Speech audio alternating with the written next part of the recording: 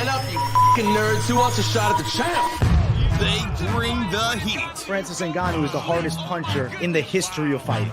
They bring the knowledge. If you think this fight is going 5 rounds, you are out of your mind. They bring you the picks. The dog is getting it done in this one. We deliver every single week. We're bringing the heat, ladies and gentlemen. The money line. Don't miss it on the MMA Experts channel each week. The Money Line. We're live. Another episode. We're talking some UFC Vegas 71. I am AJ, joined as always by my guy, Mike Finch. What's happening, brother? Oh man, just still spending these Edson Barboza winnings, bro. I'm still out here spending them, my friend. Only fight I bet on, and I'm glad I did. Let's go, Edson. And dude, fun week. I know you saw me sparring in the cage. I saw you jumping in, and so I've been having fun training, man. I'm at Art of Jiu-Jitsu now, training 5 days a week over there. I'm at UFC Gym Huntington Beach throwing down. I'm feeling good. Is this the MMA comeback, Mike Finch? 30th. Getting ready for Jake Paul, bro. When Nate pulls out, all right, I'm gonna choke that motherfucker. Let's go. We'll fucking make some phone calls, man. We got to make some PFL calls. We'll hit them up. I mean, I shouldn't say anything. There's been some rumblings in the background. AJ knows exactly what I'm talking about. I don't think legally speaking you can say nothing. Now everybody's like, what are they talking about? Soon. Nothing, guys. We'll tell you when we can tell you. Yeah. How are you, AJ? That's Good. what I should ask at the beginning of Moneyline. AJ always goes, Mike, how you doing? And I rudely never ask, AJ, how are you?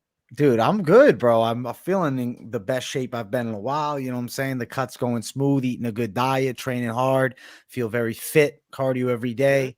Feel good, man. I feel really good. And then, you know, obviously the UFC, been bringing the heat, content every day of the week, 7 days. You know the schedule, nonstop.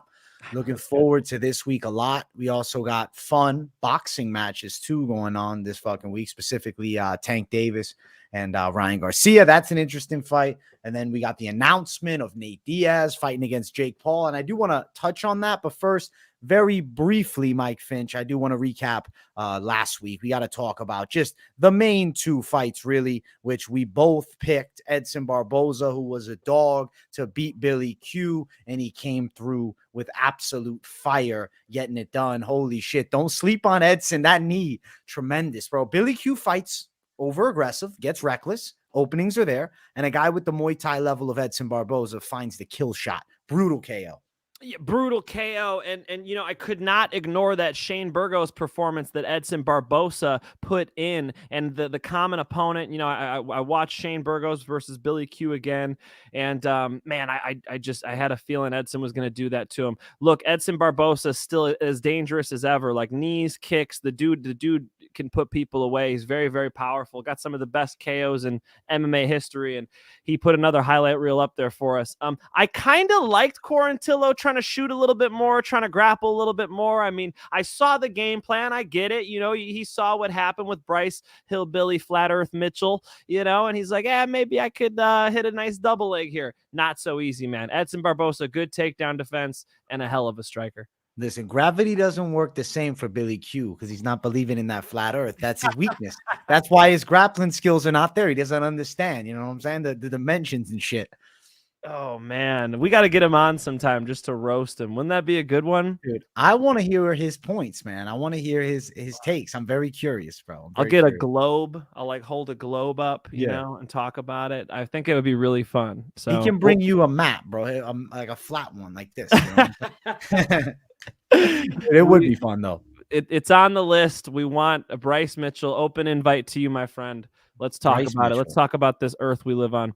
Yeah, let's go. And let's keep running up, though. I want to talk main event. This was Max Holloway really saying, hey, I'm still that guy. I saw you posted on the community post. You're rooting for Max Holloway, man. Yeah, I just found out that existed, by the way. You can post shit on YouTube. I had no idea this was like a Facebook hybrid. I did not know.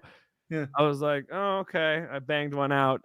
Dude, I love Max Holloway. I mean, if you guys go back, type in Max Holloway, Khabib, Mike Finch. I first asked, I hunted Max down at the Arnold Sports Festival many moons ago.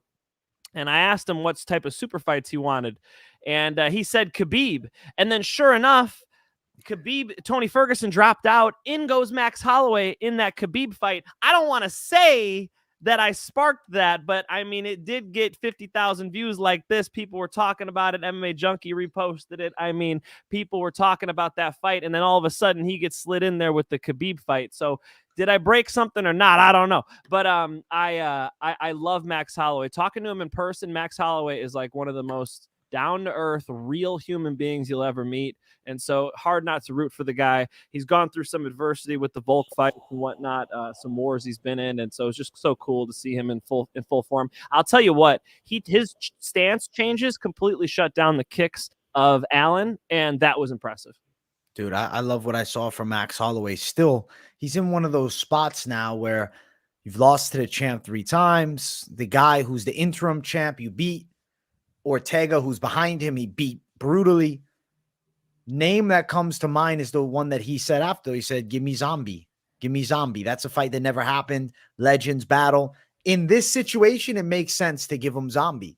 Instead, I mean, who we gonna give him? Ortega rematch? I don't really feel like there's a ton of buzz on that rematch. What do you think, Mike? Are you thinking Zombie?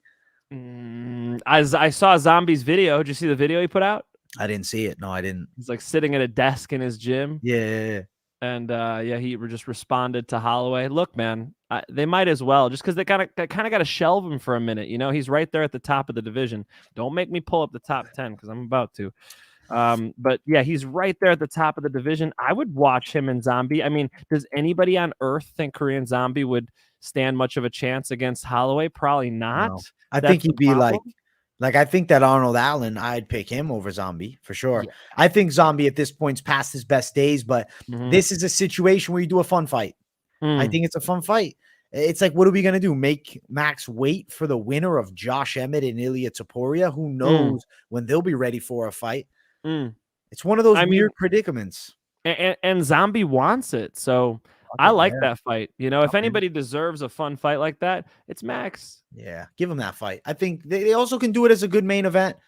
I don't know. Maybe they somehow bring the UFC back to Korea next year or something. I don't know. Maybe they do it with Zombie and Max in the main. That'd be a huge fight.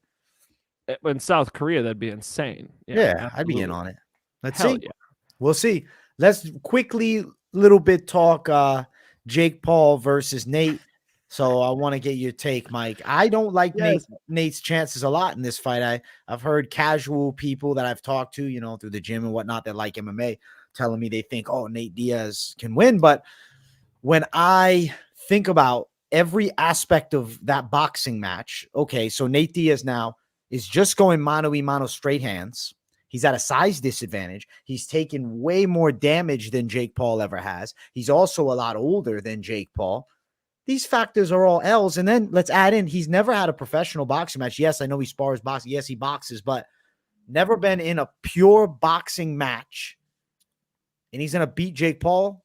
I don't think so. I think he loses, but he gets a great paycheck. So to me, if he can go out there, have some competitive moments, which I think he can. I'm not saying he gets smoked by Jake Paul. I feel like Nate could potentially go the distance. I will say, Nate Diaz in this boxing match is going to be in a spot where if he is flatline KO'd, this hurts his stock, crossing back over to the UFC, which I know he wants. He has to, at the very least, go distance, and I need competitive moments. You can lose to Jake Paul at this point as an MMA fighter boxing him, but you cannot get laid spark if you want Nate Diaz, Conor McGregor 3 happening. That's my thought process.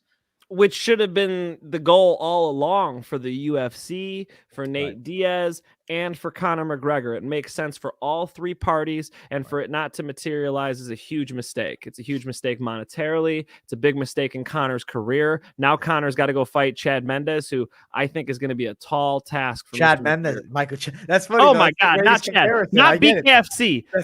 No. We're talking about Michael Chandler. Although Michael Chandler and Chad Mendes, come on. Same parents, right? I mean, no, I get it. I see exactly how you did that. There's similar frames, look similar. Yeah, I get it. Joke, Michael Chandler. My bad. We talk about Jake Paul versus Nate Diaz. Here Jake Paul goes back fighting MMA fighters who are too small for him after getting his butt kicked by Tyson Fury's little brother. He talked all that shit, went overseas, and got boxed up by Tommy Fury and now he's back fighting lightweight UFC fighters. Nate Diaz challenged for the UFC lightweight title. Now he's going to fight a light heavyweight in Jake Paul. This fight was stupid from the beginning. I hate this fight. And Jake is simply picking an opponent that he thinks he matches up well against. It's not that intimidating to step in there with Nate Diaz when Nate does not carry nearly the punching power that Jake does, because they're 4 weight classes apart, AJ. I mean, is that not a huge storyline of this fight, that Jake Paul keeps picking on these MMA fighters who are smaller than him? And this is the most extreme, egregious example. This is the biggest size difference since Nate Robinson, really, like as far as weight classes. Because if you look, Ben Askren was a natural welterweight. Tyron Woodley was a muscle-bound welterweight. Nate Diaz was a skinny welterweight who was skinny fat. He had his best days at 55. So yeah, he's fighting I think the weight is, if I'm not wrong, it's 85 they're doing it at, which is the heaviest Nate Diaz has ever walked into a professional fight in. I think that realistically, Nate can have a few moments, but he's not going to have the sting to really do much, right? He might be able to touch. Like, I could see him landing some straights, and like there's going to be some moments. But ultimately, I feel like Jake Paul should be able to outbox Nate Diaz, man. It's just, if it went the other way, it would be kind of crazier. I feel like Jake Paul should be like minus 250. Like, he's going to be a big favorite. I think Nate Diaz, as good as he is with his hands, I mean, look, even when I look back to the Masvidal fight, Masvidal cracking him with huge punches. Granted, yeah, that fight cut stoppage, whatever. Boxing is also the 3-minute rounds. This is Jake's game. He's a bigger guy.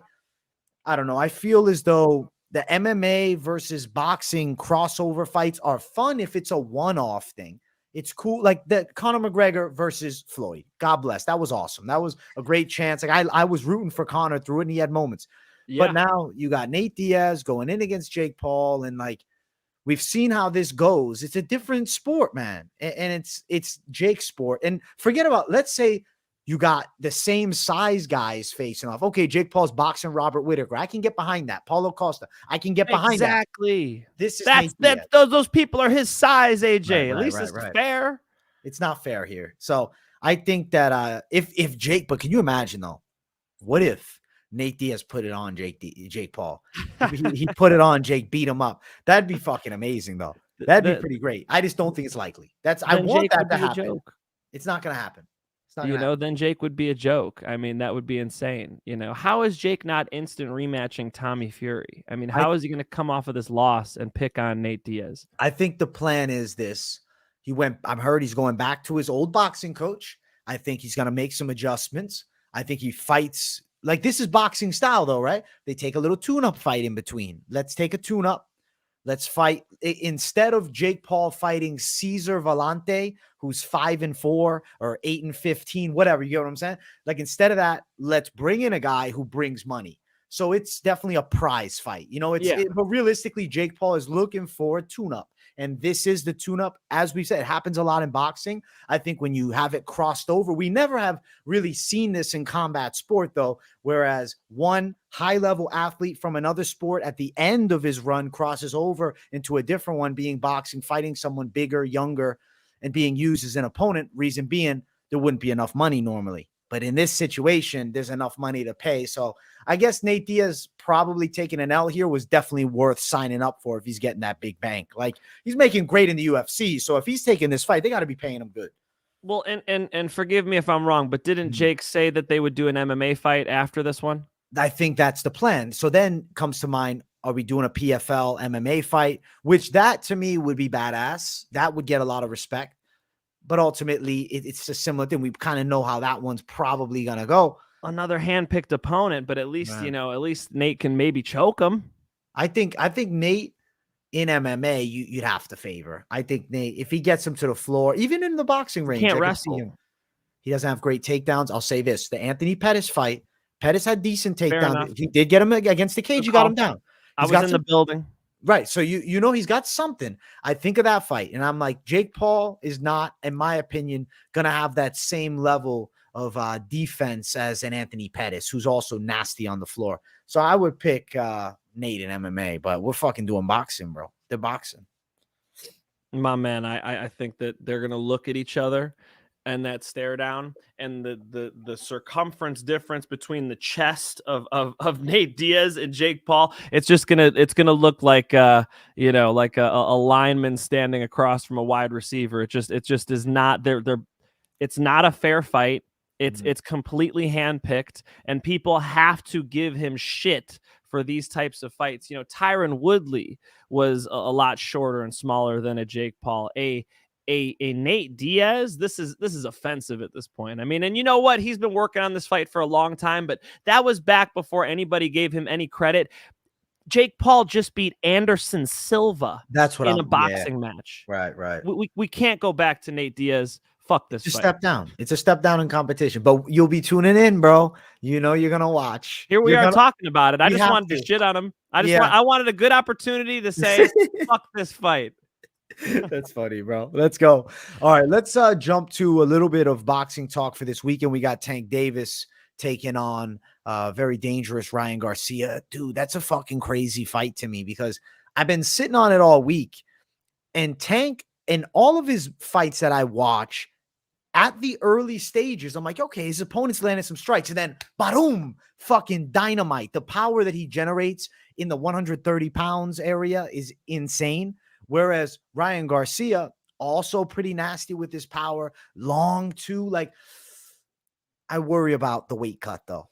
That long neck of Ryan Garcia. This is a total random comparison, and it only applies to the fucking MMA fans. But Sam Patterson, Ashmuz, long, tall neck guy, gets caught with an over-the-top shot by a smaller man. I think the overhand shot ends up catching a Ryan Garcia, especially the fact that he's draining himself down. He has to be, they're saying the hydration shit. I don't know how true it is. Regardless, I worry that Ryan Garcia's lights get put out. Can I pick if I for the hype and the plus money, I want to tell you Ryan Garcia's going to sleep him, but probably Tank Davis by knockout. That's where I'm going. So Tank Davis doesn't throw a lot of punches early. I could imagine Ryan Garcia stealing some rounds from him. Yes. And that's interesting when you think about if this fight goes to the scorecard. So I could imagine a scenario where Ryan Garcia is in a pretty damn competitive fight with Tank Davis. And how much taller is he? 5 inches taller. I mean, if he's got anything of a jab, he could definitely make this a competitive fight. And I think it's he's what, plus 250. I mean, it's kind of wide, a little bit interesting to look at Garcia. You think Garcia could put a left hook on him, AJ? Listen, I think he could, but will he is the ultimate question. I'm having a hard time. 5'10", 5'5". 5'10", 5'5". 3.5 inch reach bro. That's advantage. Crazy. Dude, plus 175. Mike Finch. There's a part of me that this is a boxing match where, dude, I want to watch this. This is a great fight. This is I want to see it, man. Holy shit. Oh, dude, tricky, bro. Tricky. I feel like Tank somehow wins, but I'm rooting for Ryan Garcia, man. I would like to see, for the sport, Ryan Garcia go out there and do work. And I feel like, dude, his star power is huge. He's 24. He's got that Oscar De La Hoya type thing. I feel like he could be a mega star in boxing, bring boxing, higher than it's been in a very long time. Tank Davis doesn't have that same effect. I mean, he's fucking getting arrested and shit. He's fucking around. I guess, you know what? Fuck this shit, Mike. I'm switching the pick. Let's go Ryan Garcia. Let's go Ryan Garcia. I don't care. I want to go the dog. Decision. I'm thinking that he might catch him, bro. He might put the lights out. I think he might catch him. Dude, the left hook that he has is fucking insane. Quick. Crazy hands. And Ryan Garcia at 24, so much money coming in, wins this fight. This guy could become a legend by 28 and leave the sport and be chilling forever. I mean, I'm impressed with Ryan Garcia's work. I got to just respect it, bro. I'm going to, you know what?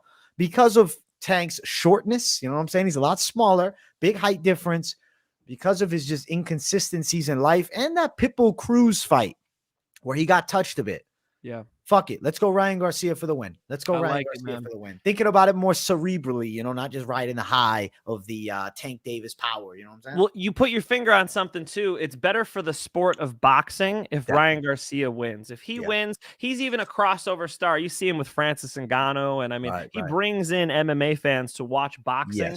And yeah, he's the young star for sure. They Yeah, want it. They want they it. So want it. it'd be very, very good for the sport of boxing to have those two have a trilogy anyway. I mean, even if Ryan Garcia takes one and loses one, it would be good for the sport. So let's root for Ryan Garcia. I agree with you. Can Ryan Garcia knock him out? Maybe, but the thing I see with Tank Davis is sometimes he'll take rounds off and those will add up, man. He doesn't throw a lot of power punches. He'll be very patient. Something that Floyd does, that his mentor Floyd Mayweather does. They'll be very, very patient, give some rounds away that could cost him against a Ryan Garcia who might be a little harder to get to if he's down. So I'll go Garcia decision, but I mean, Tank Davis should be the favorite. He's fought the better guys. He's been the champ, and he's got a lot of power, man. Tank Davis could put people out too. Good fight. Finally, boxing's got a fun fight. I like this fight. This is dope, bro. Yeah, I think I'm excited. I'm going. Yeah, let's go Ryan Garcia, man. We got UFC fights to break down. We're fucking switching it up, bro. I'm going the right side. I'm going the Ryan Garcia side. I was thinking about this before. I was like, man, I'm like, oh, I've always been a Tank picker. I've picked Tank. But let's go the right way. I think Ryan Garcia gets a dubski. Let's fucking get it. Yeah, man. Ryan Garcia decision, close fight. Unless I don't know if their judges are going to be biased. Which way are they going to be biased? Because you got to watch out with the judging and boxing, guys. Dude, even in MMA though, the judging, holy shit, lately it's been. Let's talk about the first fight of the night. That was a shit decision. I thought the fuck was that, bro? I was with DC and Mike Bisping. I was like, huh? Yeah. That was surprising. Yeah, man. I just think, dude, I feel like it's just judging.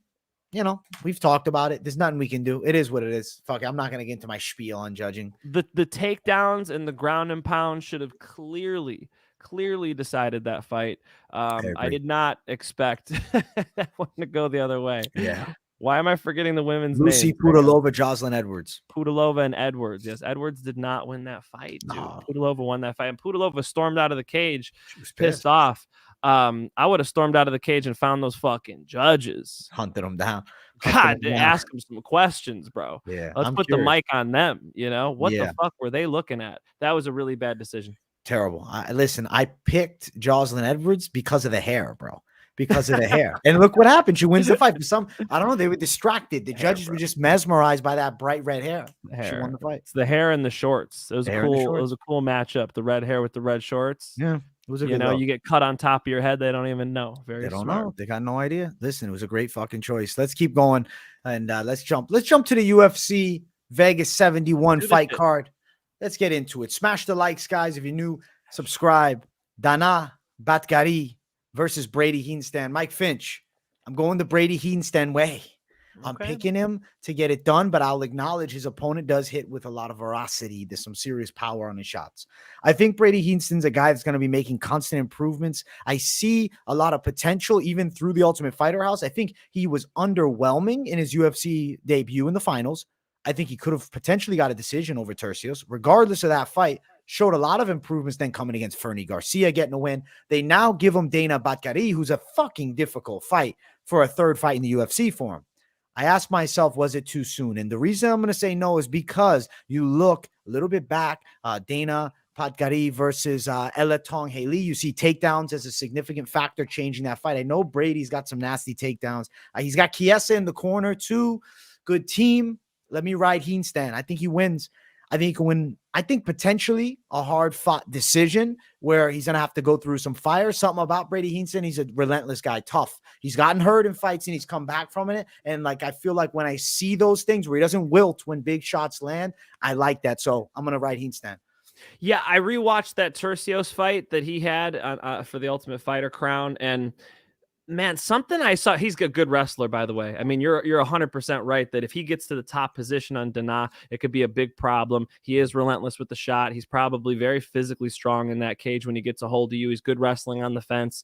But his hands are kind of slow, man. He kind of gets tagged up when he exchanges with people. And if you watch Danaa, I mean, Danaa could put people the fuck out, dude. Yes. Danaa hits with a lot of power. So to me, it's the takedowns of Hiestand versus the power of Danaa. And every fight starts on the feet. Even if Danaa is down a round or something, I do think he might crank one out. I'm going on the other side on this one, but you're not crazy for the Hiestand pick. He could definitely grind out a decision. I don't know, a submission. We'll see from the top position. But when I look at him exchange, bro, I am not impressed. Now, he's Not young, and he Yeah. has a lot of room to grow. Who knows how good he's going to get in between camps? I mean, it's hard to bet against a kid who's on the rise like this because they might improve tenfold, in certain areas, in their jabs and their crosses and their slips. Who knows what he's getting better at and what he's going to look like in between, these fights. But with Danaa, I know hits hard. With Danaa, I know can pull the trigger and counter punch. I think Danaa might start the night off with a fucking knockout, dude. Give me Danaa KO. Danaa KO from Mike Finch. I'm on the opposite side of him, going with Brady to get the win, but it's a fucking dog scrap. The odds for the matchup sitting at Danaa minus 140, Brady sitting at plus 120. I like the plus money side of Hiestand getting a win. If I'm going anywhere, I'm just going money line. Mike Finch, I know you like knockout. I'll read it off for you. Batgerel by knockout is sitting at plus 170 as well. I'm a money line type of guy. We decided, AJ and I talked about what should we name this show, and money line came up. I'm a money line type of guy. Not the fight I'll be betting on this card. I think it's a really good fight, but yeah, if Danaa's gonna win, it's with his hands, dude. And not to sidetrack us, but hilarious. Odd B with the hair. Now we know why O'Malley won against Piotr Jan, dude. Triple C said it himself. He's like, I better go crazy hair. We got Edwards, we got O'Malley. I mean, does Triple C need to go with the pink hair, AJ? Maybe that's the fucking move. Yeah, I think we either gotta go with the pink. Maybe he's gotta go bling bling blonde. You know what I'm saying? He's gotta do something cool. If he shows up Henry Cejudo, ready for an office interview, he's not winning the fight. You know what I'm saying? Henry Cejudo split decision, 50-45, 50-45, 47-46. Some of these judges, they see that hair, and I feel like it sways the rounds. Obviously a joke, but funny. Thank you, Ahmad. Yeah, dude, that was fucking good, man. I don't know. We'll see with the fucking hair of Cejudo. Now I'm curious if he shows up with like a pink mohawk. Some of the peeps are asking over under 2.5 rounds. I think Danaa is going to go out there when he's fresh and KO him. Danaa had a first round knockout last year. Who was that against? Why am I forgetting? He had a nice overhand right. His last KO. Let me grab it for you, bro. I should have it. Who the fuck did Danaa knock out? It was it Brandon Davis? Yes. It was Brandon Davis at UFC Fight Night. First round. And it had a counter left hook first round knockout before that. He's a first round type of guy. Get him when he's fresh. First round. No, he's dangerous. And we've seen Brady stopped once before too over fighting Chad Anheliger, who's pretty dangerous with his hands and flurry. So I get the pick. This fight right here, I like dog money line. Over under, not interested. My official side, I'd say. Right. Yeah, there are some good over-under picks on this card, and this wasn't on that list. No. Let's keep running up. Next fight, we got Karine Silva versus Priscilla Cachoeira. Dude, Cachoeira's on a nice roll, man. She's for real in the past couple. Eye gouging bitches. Dude, she's dangerous, bro. You might go blind against her. She'll fuck you up. I like her hands. She's relentless with pressure and hard punches, and she digs deep to throw just, some fucking heat at you. Whereas I look at Silva on the other side, more of a patient kickboxer, fairly technical, good submission game. So my concern is, where is Cachoeira in the past shown flaws is with the ground skills. You look at past opponents, right? Ji Yoon Kim, pure striker, and I thought she lost that fight, to be fair. Ariane Lipsky, pretty much a pure striker. Gina Mazzani win, Shayna Dobson win. So I'm digging back, and I'm like, okay, let's look at something. Molly Meatballs was able to take her out in 2019. Granted, these girls are, I guess Molly Meatball is still fairly dangerous. The loss, though, that haunts me is the Luana Carolina fight. That was way back now in 2019, but still comes to mind. I picked the side of Karine Silva by submission, but I would be lying to you if, there's a piece of me that's like, yo, Cachoeira, dog, unproven Brazilian girl. A lot of these unproven Brazilian girls debut, lost. We've seen it 2 weeks in a row. Good point. So could this be a different one when you go savvy vet? I picked the side of Karine Silva, but I'm already spitting in my food, bro. I'm like, fucking, I'm regretting it. Yo, I hear you on that. The UFC experience of Priscilla Cachoeira is real. That's 100% true. But, you know, and I heard your breakdown on your other show about how you think Silva is going to be able to dominate her on the ground. Honestly, on the feet, I think she looks good too. Killer Silva can She's strike, man. Yeah, she got kickboxing, dude. Yeah, Good. she's got kickboxing too. Yeah. So even if she has some issues getting Priscilla Cachoeira down, I think she's game on the feet too. You know, so the having you know, skills in both areas is really valuable. You know, we saw with the Jillian Robertson performance what can happen if you don't have skills in one area and the other woman can get it there. I mean, that was the worst bottom game I've seen since like Greg Hardy. That was really fucking bad. And you know, with Silva here, I do think she handles it on the floor. I agree with you, but I could see this fight actually playing a lot on the feet, and I think Silva's going to be good there too. So understood about the UFC experience thing. I have the same feeling, but we're going to double up on this one. Give me Silva. Give me decision, although submission's live. I like it. Listen, Silva to get it done. Money line side of things is minus 190. And then looking at the plus money side on Cachoeira, plus 165. Over in this fight is plus money. I don't love the over. I don't even like it really. At the moment, I'm actually not seeing the submission prop. I'm curious. They don't have it up. How dare they not show AJ? It's all right. It's all right. You know what I'm saying? It's early in the week, bro. Yeah, I don't got the sub prop, but I'll say this. I think money line is probably your best side. If you're playing it, maybe a bit of a parlay piece, but I'm not going to be jumping up and down telling you bet this one. I will probably lean towards the no bet on Karine Silva at the tag, unproven as far as, you know, the higher level in the UFC, but I'm picking her to get it done. I do think she's victorious. Josh, fuck Cachoeira. All my homies hate Cachoeira. Dude, after she tried to gouge that girl's eyes out, I've been anti-team Cachoeira. And then under him, Peter says over 2.5 all day, unless she mounts her and starts raining down some elbows. You know, I was close to picking Silva TKO because I think from the mount position or from the back mount, she might be able to put her away. It's just that, you know, AJ brought it up. The veteran savvy of Priscilla Cachoeira might see the final bell. So I don't know about that over 2.5. Man, I hear you. I see what you're seeing, but you know, Silva's the finisher. Yeah, I'm this one. Silva to win the pick. Not playing the over like last week. Guida and Rafa Garcia over 2.5 was the lock over, and that shit hit money. This one right here, I wouldn't be all over. I wouldn't play it. I think it's a coin flip. Yeah. Let's keep running. Next fight, we got Francis Marshall versus William Gomis. Mike Finch. I'm going Gomis to win. I got to go with the technical kickboxing and also the experience through the European circuit.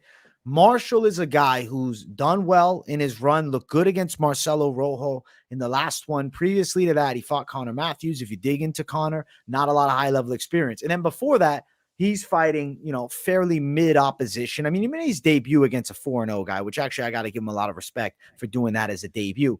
But it's not like he's been taken on the creme de la creme.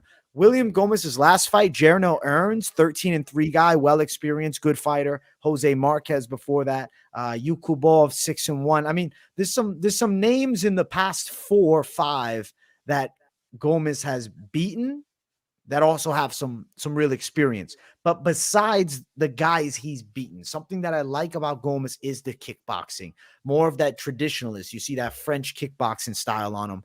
Marshall's a guy that brings fire, pressure, aggressiveness, can rip big shots, can work some takedowns too. He flatlined Rojo brutally, and he's got some, you know, hype leading into this fight. But I think he's at a disadvantage here, man. I'm feeling like Gomis is going to get him. Also note a little bit of a height difference, 3 inches. I'll say Gomis officially. I think I'm leaning decision, but for some reason I'm thinking like maybe he could land some type of dangerous high kick or something. But I think decision. The Jerno Earns fight doesn't give me any confidence that he finishes. So let's go decision against a dangerous up-and-comer.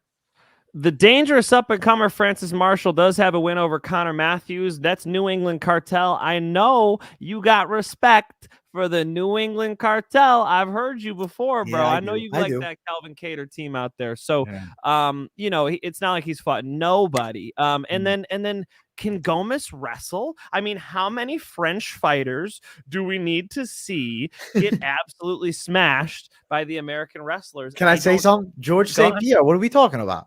GSP. French Canadian, I guess, does it count?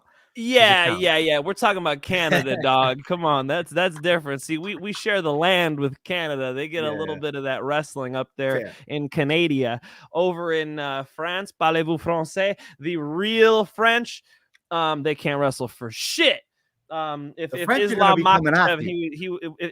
Makhachev was here, he'd say, brother, I go to wrestling tournament. I never see French, brother. Where is France represented at high level wrestling? I'm mostly fucking around. French wrestling, flat hand wrestling. This is their specific style, bro. The French aren't good at winning wars. Sorry. But I do think that Gomis is probably a better striker. I do like the experience. He looks pretty good. I just think Marshall might get on top of him and fuck him up, dude. I don't know that Gomis stops the takedowns. I guess I could have dug a little deeper and watched more of Gomis's fight, but I just watched what was on UFC Fight Pass. Yeah, I think Marshall might get on top of him, dude. Totally a Hail Mary pick by me, but yeah, give me Marshall. And Marshall's got a nice rear naked strangle. I liked it against lesser opponents. We'll see what he could do against an experienced Gomis. I know most of you guys are against me. That's okay. Marshall, rear naked choke. Rear naked strangle, actually. Never let me get away with that. Rear naked I don't think they're against strangle. you, bro. Tapology, 77% are on Marshall. I'm in the minority. I'm looking at our chat, bro. Oh, the chat seems like Hype MMA. Give me Gomis all day. Psycho. I got Gomis money line. I'm looking at the chat. Oh, okay, I didn't realize. At our people, bro. Who gives right. a shit what Tapology thinks? Fair. We want to look at the community. The community seems like they're riding dog money side on my guy, William Gomis, who's a big underdog in this fight, plus 180. Marshall sitting at minus 210. That's stupid odds. Like, okay, minus 125. Like, it doesn't make sense to me. Gomis is a good fighter, good experience. Even if they believe Marshall's next up as this prospect, which I'm not sold. I'm not sold, man. I'm not sold. We'll go on the side of Gomis to win. Mike Finch going Marshall. I like the dog plus money too, man. And I've been accused of being dog happy. Like I just buy all the dogs I see out there, right? Pick all the puppies up. You know what I'm saying? But in reality, folks, I always do my picks and then I look at the odds. Sometimes I come on this show and I don't even know what the fucking odds are. Okay. I try to do my picks without the odds. So you know, that's why I'm picking him. And here I am on a favorite that I don't even think should necessarily be a favorite. But again, I want to see what Gomis looks like against somebody shooting takedowns, trying to submit him from the top position. I think Marshall might be that guy. Hey, we're going to find out on fight night. Looking forward to the matchup. Let's keep running up. Next fight on the card. We got the brother of Kamaru Usman. We got Mohammed Usman versus Justin Tafa's brother, Junior Tafa. This is a fun fight, man. Holy shit. Usman wins the Ultimate Fighter in emphatic fashion, and now you're throwing him kind of a wild card fight because Tafa can strike. 20-5 kickboxing record. But one thing that I looked at from his MMA and kickboxing experience, throws caution to the wind and is going to look for dangerous strikes, big power shots. When you have Mohammed Usman across the cage and with those 4 rounds glove, he sits on a big shot. I don't care what the kickboxing record is. He's got enough power to lay you out. Regardless of that fact, I'm going to ride the kickboxing hype. I'm going to ride the kickboxing side. I'm going to go Junior Tafa to knock out Mohammed Usman and actually, you know, bring a little Mark Hunt flair back into the cage. We need some savages. We need some Polynesian savages. And I think Tafa could be that guy. Mark Hunt flair. Is he gonna lose to Brock Lesnar and sue the UFC? What are you talking about, bro? Listen, Brock Lesnar was on all the steroids, you know what I'm saying? Mark Hunt said before the fight, I don't give a fuck if he's on steroids. I'm doing a terrible Australian accent. I thought you were doing British. That was so bad. My Australian needs some work, bro. Let me come back next week and try that. Let me come back next week and try that Mark Hunt impression again. That was fucking awful. I think that in the little cage, how are you guys going to bet on this fight? I mean, Usman's got enough power for, you know, he's like, who's the superhero with the glove with the he fucking hits people with that, dude. Like Usman, when he hits people, he'll break skulls. You know how MVP broke Cyborg's face? I feel like Usman's going to do that to somebody. That is a big boy. I remember seeing him in the corner of Kamaru, and I'm like, does that motherfucker fight? Like, holy shit. You want to talk about a race car? You just need to put a good driver in there. He's in the little tiny apex cage. It's gonna be fucking tough to bet on Tafa over Usman. Now Tafa's better. Tafa's a better kickboxer, Right. especially kicking, but he doesn't have any room to do it, AJ. I don't know how I'm going to bet against Usman. And Usman, of course, potentially could wrestle. I mean, is Tafa going to out wrestle Usman? I don't think so.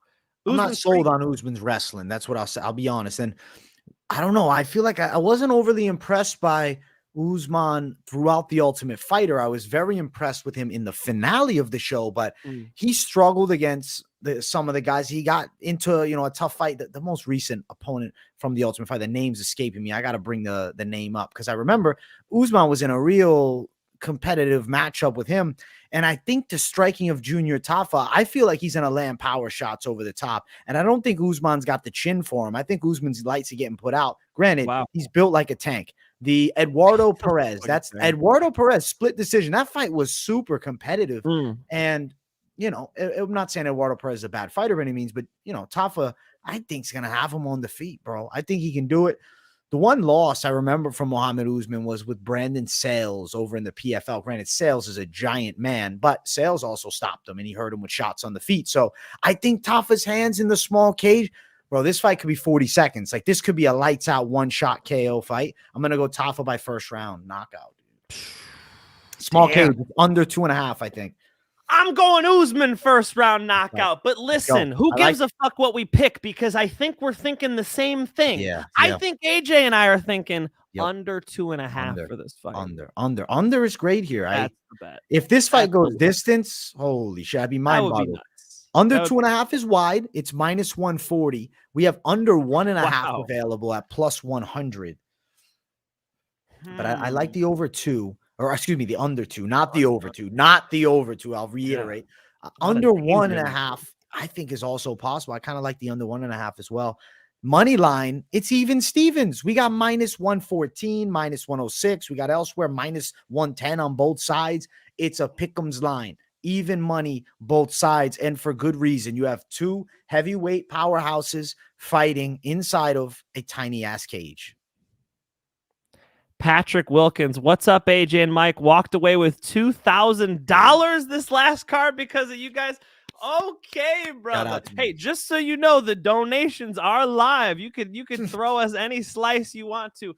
That's excellent, man. Congratulations. Congrats, brother. Congrats. Dude, I'm so excited for this fight. This is the prelim banger of the night. Oh, come on, man. Yeah, I think a body's going to fall, and it's going to be a big body. Interesting. I'll go Usman KO. You go Tafa KO. But in reality, we're saying I think the juiciest bet is probably that this fight is going to be finished. I'll tell you, Mike Finch, if you're going Usman by KO, and if you guys are also on his side, it's plus 350. On the opposite side, Tafa by KO is sitting only at plus 135.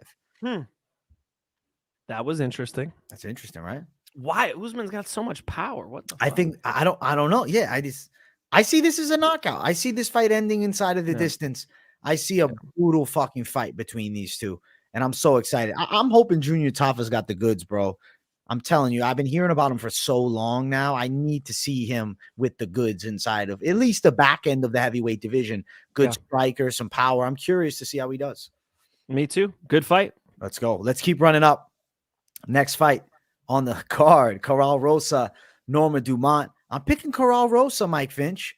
I think that her boxing is there, kickboxing overall. I'm never impressed with Norma. Even against Danielle Wolf, she won, but it wasn't an impressive win. And Wolf is 1-0 as a fighter in MMA. Granted, I know she has a lot of amateur boxing experience, but it's a totally different sport. Karol Rosa is a veteran, 16-4. She's also 4 years younger than Norma Dumont. In my opinion, Karol Rosa should have this thing. And it seems like I was looking, after I did the picks, I was looking at the Tapology. It seems like everybody's going Dumont. And I think the reason a lot of people are really hard towards Dumont could be she was at plus money. That line is now even. The line is now fully even. And I'm picking Karol Rosa, dude. Mike, what are you thinking? I like what you're thinking, dude. I think Karol Rosa as well. I think she could hit some takedowns in this fight that would be key. Just get her jab going. And I could see her winning a decision here. I think a juicy pick here might be the opposite of the last one. Yeah. It might be going all rounds. I think this one goes to a decision. I mean, can you imagine a finish here? Over 2.5 is minus 350, which is, I Oh, think, a bit Jesus. wide. I like Moneyline Rosa if you're going to play female fight, even money. I honestly think Rosa's being slept on. Everybody's betting on Dumont at plus money. Dude, it's like Sarah McMahon is a silver medalist Olympic wrestler, right? And she took Rosa down and was able to do work from there. And then people, they look at Tapology. Oh, Lena Landsberg, majority decision. The reason that was a majority decision was because of a judge that I think was wrong, but also the illegal knee to the head on the ground cost Rosa a point. It's not like she had this competitive fight with, Alina Landsberg, who's well past it, I think, at this time. I think she's got Dumont's number, man. I think she's going to do well against Dumont. And I think, like you said, she can take Dumont down, even though Rosa's been on her back foot. Don't sleep on her offensive wrestling against Norma Dumont. Norma Dumont didn't wrestle in the Olympics. Good call. 100%. I think that could be absolutely key to her winning the decision here. Right. Too bad that everybody else, I guess all the bookies also think this thing is going to a decision. Whoops, those odds were not sweet. There we go, Patrick. Thank you, brother. Patrick Wilkins with the dono, 1999. He says, I believe in you guys. You bring the intensity. Keep up the good work, fellas. Much love. Much love to you, Patrick. I appreciate your continued support. I see you in the chat all the time throughout the entire week in the live streams on Saturday. Much love to you, brother. And we really appreciate you throwing us some coin, man. Thank you, bro. Those are dope sunglasses, Patrick. Glad to have you in the chat room, my friend. Always bet responsibly and bet well, like our friend Patrick here. Congratulations, dude. Let's go. Hey, we're on the same side, Mike Finch, and I think we're on the right side. Let's keep running up. Montel Jackson versus Rani Yahya, Mike Finch. Yahya's going to tap him out. I'm joking. I'm totally kidding. Get the fuck out of here. He's going to heel hook him. No, I honestly think Montel Jackson's going to knock him out. I'm looking at Yahya's last fight, Hyo Kyang, and Kyang does not have near the wrestling of Montel Jackson. He's getting taken down a bit, but he's landing big strikes on the feet. Montel dictates where this fight goes. Yahya has always been a limited striker. Now in his later years in MMA, he wants it on the floor. That's where he's going to be the most comfortable, and he's not going to get on Jackson. I don't see him subbing Jackson, but how's he going to get him there? That's really what I wonder. Unless Jackson puts himself into a crazy compromised position, he should be good to go here. Cage control, striking, and I think he gets an eventual TKO. I feel like the straights are going to land for him, and I feel like Yahya's not going to be able to eat those punches, man. He's going to be getting touched up. And also, you look at Jackson's stand-up out of the southpaw stance as well. I think that could throw Yahya for a loop a little bit too. 100%, dude. I think this is probably the widest fight on the card. Maybe the odds reflect it. But yeah, I think Jackson all day he's a better striker, and his takedown, his wrestling is better too. So I don't see Yahya being able to hit those takedowns on him. So if you can't take him down, you can't strike with him, you're not going to have a good night. Jackson could get the knockout or decision. I mean, but Jackson all day, I think, if the odds are a little wide, you might think of a parlay piece with this one. Jackson definitely maybe the most confident pick on the card here. I mean, the odds reflect it, Mike Finch. You said it. Look at these odds. Minus what? Minus 550. Montel Jackson. Yahya sitting at plus 420. Right now, I'm seeing Elon Musk. I'm not seeing the prop available for the KO, but I'll tell you this much, man. I feel like the value on the KO prop is actually going to be quite high. The under 1.5 plus 140, under 2.5 is minus 145. The bookies are thinking a finish. Wow. Montel Jackson inside distance minus 110. I guess I'm going to guess the KO prop towards the plus 175 range. Would I consider it now? I mean, it's valuable compared to betting the money line. Montel Jackson should win. It's just a wide ass line, man. Minus 550, wide as hell.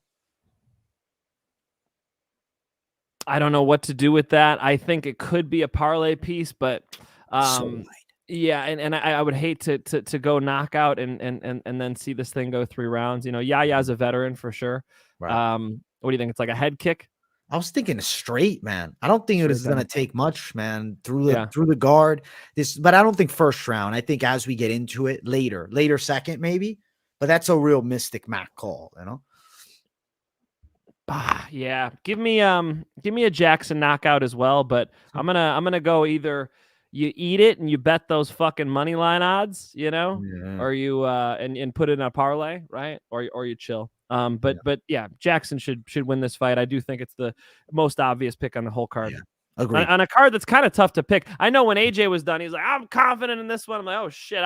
For me, I think these are a lot of close fights. Let's go. Let's go, Mike. I'm feeling good, bro. I like great. your confidence. I ain't Thanks, hating. bro. I'm just saying, as I picked this card, I'm like, fuck, man. Like Yeah. Tafa and fucking Usman. I don't know. One Lock of of these the bodies are century. gonna fall. I don't know. Let's go. Yeah, there's some dog fights. I'm excited. I think we get an Can I clear something up?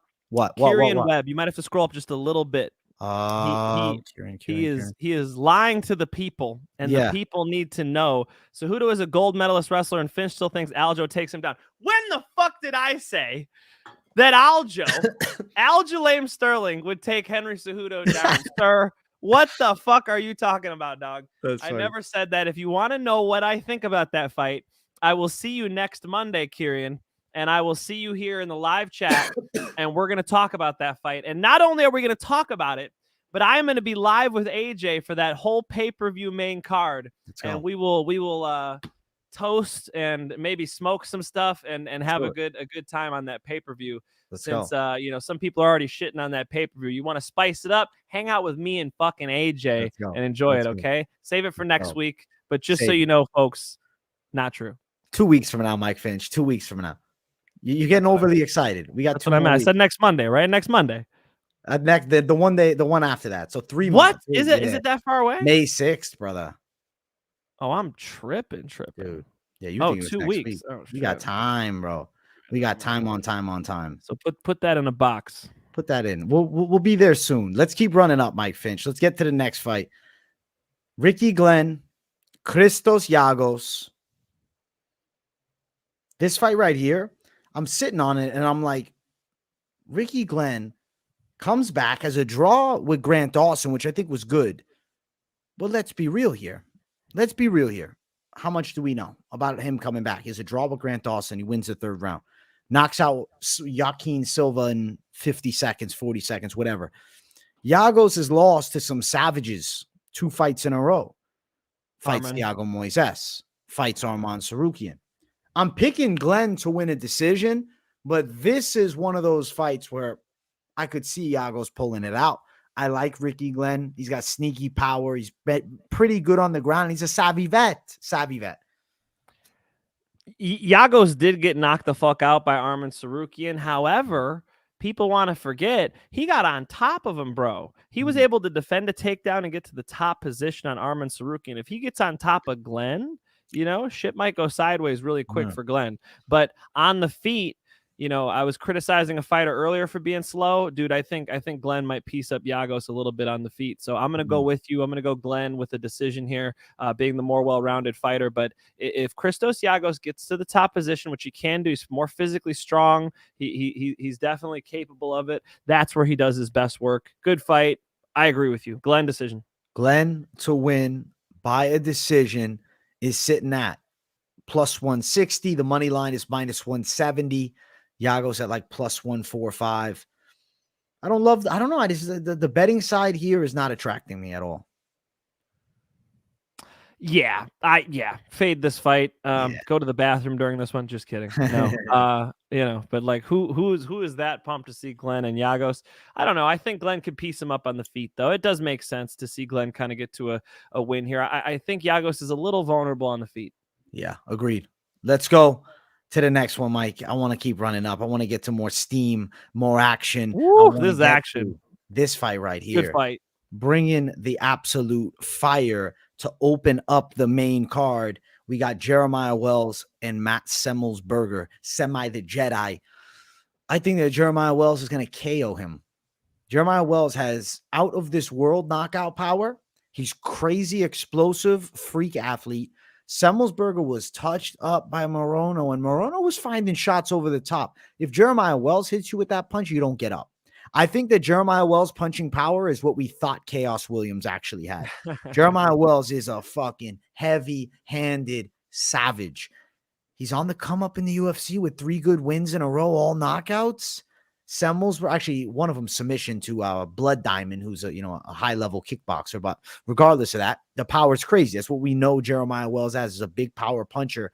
Semelsberger, I feel like he's a good kickboxer, but not a ton of sting in his punching. I mean, he knocked out Martin Sano with one huge punch, which is nice, but Martin Sano did not deserve to be in the UFC. That was because Nate Diaz fighting on the card. They bring him in. I think that Jeremiah Wells is getting a KO, and I think it's going to be brutal and a fun fight. Fun fight. I think Semelsberger might even be a little bit better. Like, Semelsberger is a good striker for sure, but Wells is so fucking powerful, dude. I do think he's going to put him out with a shot, man. I got Wells knockout as well. I see our guy Weasel in here saying Semelsberger knockout, but as they both go for it, I'm going to go with the guy who's got that pop. I do think that is Jeremiah Wells, dude. I just the way they match up with each other, it seems like it's made for a Wells to land on the jaw, dude. You know, he's fast, he's powerful, and Semelsberger is going to want to kickbox with him. I mean, that's what he generally does. He's got good hands. He's pretty competent on the feet, and that'll probably be his downfall. You know, you're going to want to get Wells a little tired, get some lactic acid built up in those arms, kind of the way George St. Pierre decided to fight BJ Penn. He clinched him up a lot early, kind of slowed him down a little bit. That would be a smart way to approach this fight. I'm expecting Wells knocks him out too. Let's go. Wells by KO, baby. That's the side we're riding with. And I also like the chance of a money line. I mean, it's even money, minus 110 on both sides. The under 2.5 at minus 140. Right now, another one, they don't have the knockout prop. But Wells inside distance is plus 160. I'm going to assume KO resides at plus 200. I do think Jeremiah Wells is sleeping him. I'm going the KO side of Wells. KO. We're picking some KOs on this card, man. I think finishes. I think in the small cage too, warfare ensues with these guys. Good point. And I think that actually helps Wells more because it's a smaller cage. I think Semelsberger likes to work his range, likes to move, get comfortable. Wells doesn't let you do that. And when you got a little octagon, it's over. Yeah, I could imagine, Semelsberger even kind of being a round winner in this fight. I think it's the best way for him to approach it, kind of touch and go. The more he plants his feet, the more he's going to be in trouble. So I think he's going to make a mistake, and Wells is going to put him out. And it's a great point, though. That small cage favors, I think, Wells. I agree. Let's keep running up. Jeremiah Wells with a knockout to start the main card off. Next one, we got Iasmin Lucindo versus Brogdon Walker. And I'm against the grain in this one, man. I think Brogdon Walker at 115 is going to actually win this fight on the floor. I think she's going to land takedowns in this fight here. I think she's going to surprise a lot of people because Lucindo's got hands and she fights ferociously with her punching. Not bad on the floor either. Has some jiu-jitsu. Walker is, in my opinion, been completely slept on. Yes, she lost to Juliana Miller, but it's up a weight class. She still had 2 wins in the Ultimate Fighter House. This is a girl who's a longtime MMA veteran too. Lucindo's only 21. Oh, but Yasmin Yadong. What do we know about Yadong past, the early UFC fight? She's a fun striker, good fighter, fun to watch. Lucindo brings that heat too. If Walker gets this fight to the floor, I feel like she's going to surprise a lot of people, man. I'm going against the grain, bro. I'm going the Walker side. I think Walker could sub her. I think she could pull off something crazy, man. Blow people's minds. 21-year-old Lucindo started fighting mad young. She's a really fun striker. But I really do question what happens when Brogdon Walker gets her on her back. How is she going to look against a girl with the savvy veteran experience of Brogdon Walker? I'm going to say she doesn't look great. And the odds were kind of stupid when I looked Crazy at them wide. For this fight. Yeah, crazy wide.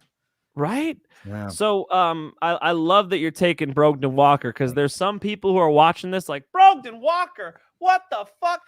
But the deeper you dig into this, you haven't brought it up, but Lucindo is a baby. She's a 21-year-old. Lucindo just graduated high school, dog. Like, you know what I mean? It's not, she could just drink alcohol this year. Like, that's not, Right.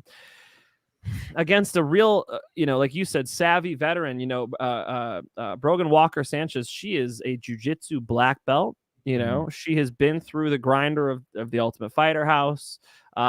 She's been through some serious fights. She beat Miranda fucking Maverick, dude. Big win. Regardless of how many years ago it was, still a huge win to have. Yeah, I rewatched that fight today too, just to kind of hear what you're saying, because my initial pick was Lucindo, but I saw what you said there. I thought, shit, is AJ right? I got to go look at this. Sure enough, I do think the odds are fucked up on this one. So if you guys like what AJ's saying here, the odds are too wide, but I can't let the odds sway what I think. I do think that Lucindo, she'll brawl in moments like she did against Iasmin. I'm gonna fuck this last name up. Yasmin. Yaraigui. There we go. Yeah, there we go. Sure That's somebody's good. at home like, no, you dumb motherfuckers. I don't know. But before the UFC, she showed some like respectable body lock takedowns and showed a little bit of wrestling, which will be very, very valuable against Walker Sanchez. I do think that Walker Sanchez probably wants to get on top in this fight. I think she'll have trouble on the feet with Lucindo. Lucindo's a little faster, throws in combination. Had a really close fight in her last one in the UFC. Dana White was on his feet clapping, like there was some cool exchanges for sure. And it was a really close fight. She's a baby at 21. And that's one of the reasons why you might look at the Brogan Walker Sanchez side. But, I can't let the sort of the odds and the age sway me. When I just look at these two women throwing down, I think Lucindo's better on the feet, and I don't see a clear pathway for Walker dominating her in submission grappling and wrestling. So I'm going to be on the other side of this one, but, not confidently. And I agree with you. Worst odds I've seen on this card. Very wide. Yeah, they're sitting at minus 300 for Lucindo and then plus 265 the Brogdon Walker side. I think she can pull this one off. I think she's going to surprise people. I'm not sold on Lucindo just yet. I want to see her in the UFC fighting against someone and put on her back. Like, how's she going to look there? What's going to happen? We'll find out. We'll find out with Brogdon Walker. The Weasel says it's going to be a Sal D'Amato special. I think he's saying we're going to see a bullshit decision. How are you going to predict a bullshit decision? By the way, maybe he's right. Maybe he's right. I don't know. That's bad. If MMA is getting to the point where we predict bullshit decisions, we got a problem. Hey, listen, that's how the plus money's made. You know what I'm saying? We predict the bullshit. I don't predict the bullshit decision. I just think a big upset. I'm going against the grain, man. I don't know. I saw something with Brogdon Walker's grappling, and I said, damn, I think she could actually get Lucindo. We'll find out. Patrick Wilkins, Lucinda will have a Blanchfield type of win. Now that would be crazy if she just smashed Brogan Walker on the ground. I don't expect that, Patrick. I think the biggest difference between these two women is Lucinda's good on the feet, dude.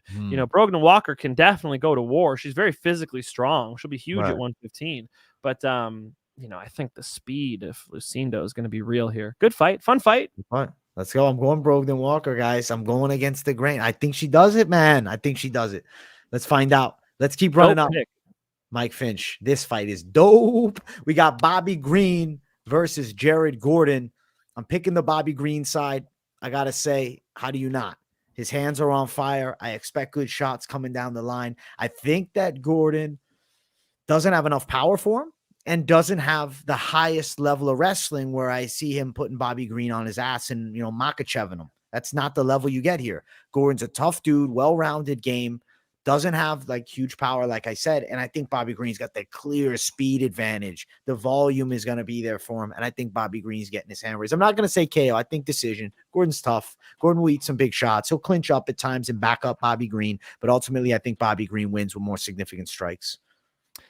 These are two guys who I picked against both of them in their last fights. I was correct on both accounts, but both times they had me sweating. I mean, first of all, Flash Gordon beat Patty the Fatty. I mean, that was close, but I'm with Joe Rogan, bro. I think the clinching actually probably favored Gordon. I do think he got enough done, but the UFC sweetheart, again, those fucking haircuts, bro. Patty's got a unique haircut. Your hair on point, people. Decisions. Trying to fight in the UFC. Get your hair on point. What are we doing? You better get your fucking hair on point. That's right. We need a UFC stylist. UFC salons, bro. It's the next thing. No wonder the UFC embedded crew always goes with them to get a haircut. You'd think it'd be a little redundant by now. Like, all right, guys, this is the 1,000th haircut we've seen. No, it's important for the bettors to know if they've got a crazy haircut or not. Okay, Bobby Green. Of course, I picked Drew Dober, but I'm watching Bobby Green tag his ass up. I'm like, oh, shit, I might have fucked this one up. Sure enough, Drew Dober puts him out with one shot. It was insane, but I thought Bobby Green looked tremendous in that fight. So Bobby Green coming off of the KO loss. I mean, it'd be nice to see him take a lot of time off. I don't know quite how long. I'm sure AJ's got Tapology up. I like to see when you get knocked the fuck out like that. I like to see you take a little bit of time off. So, I wonder if that KO loss will affect him at all. As to where with Flash Gordon, he feels like, oh my God, I just got to do more. I got to convince these judges, So I know Flash Gordon's going to show up ready to rock. Is Bobby Green going to be on the gas pedal? I'm going to say yes. I think he looked tremendous. I think he knows it. He knows he should have won that Drew Dober fight. And if anything, he'll maybe be a little more technical in this one. So, I was initially leaning Bobby Green knockout. Then I heard AJ say, hey, don't be fooled by the Bobby Green KO side. Make sure you're looking at the decision side. And I'm thinking about it. And I'm like, you know what? After getting a little over aggressive and getting knocked out with his hands down in his last fight, maybe he'll be more technical on this one. Maybe he'll use that speed, which is twice as fast as Gordon, and box him up. Give me Bobby Green decision. Bobby Green to win by decision. Mike Finch, I'm on that exact same side, even though the line is fairly wide. It's sitting at minus 255. On the opposite side, we got Gordon at plus 215. Green by decision, minus 140 at Bet Online, but upwards of plus 115. I think Green's winning it on the cards, man. Money line will be the side, but it's a heavy money line. It's a wide money line. Could I throw one at you just for fun? Yeah. Just since we both just agreed on Bobby Green, you guys all got the pick. Okay. If they made it happen, Patty the Fatty versus Bobby Green. Patty's getting fucked up. Oh, shit. For sure. Oh, shit. That's the fight. Patty can't strike with Green. No, he'll get beat up. I'd think maybe Green will knock him out, though. Yeah, because Gordon's got better hands. Don't get knocked out. Yeah, well, that chin comes up, that fucking hands are low, and Bobby Green's quick. I don't know. I think Bobby Green might debunk that myth. Oh, shit. Yeah, I'm going Bobby Green here, man. Let's go. That would be a fun one. I would love to see Green and Patty the Batty. I don't think that's next, though. Even if I think if Gordon wins, maybe, but Bobby Green, they're not going to give him Patty Pimblett. I don't know. I just think that it's not a good matchup for Patty. They got to give him easier matchups, man. Well, what about the grappling? I mean, Islam sort of ran him over like he was standing on the freeway. Islam is top caliber, though. Come on. I know, but it's not like it was like kind of competitive or something. It was like, Bobby Green can get out wrestled. I think Patty could submit Bobby Green. It's a good fight. What else are they going to do with Patty? He's moving up in the division. I don't know. I think Bobby Green gets a win here. Patty the Fatty, Bobby Green. I'm in. I'd be in. I'm in. Let's see what happens on fight night.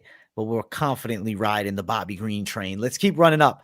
Next fight on the card, we got Brad Tavares versus Bruno Silva. Listen, I've lost all confidence in Bruno Silva after that Mearshart fight.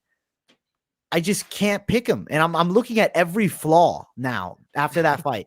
I'm like, he's overthrowing his hooks. He's a little bit too wide with his straights. He's slow on his return. I'm like, there's too many opportunities. Mearshart drops. That to me is not good. We like Mearshart. We're friendly with Mearshart. Mearshart's, a buddy of the show, a friend of the show. I like Gerald. But ultimately, Joe Pyfer is a dangerous striker who just got to Mearshart in the last one. And then you look on the side of Bruno Silva, how, bad he looked really in that third round, getting dropped and then subbed. He had some body kicks. Like he's got nice striking. Tavares is consistent as fuck, though.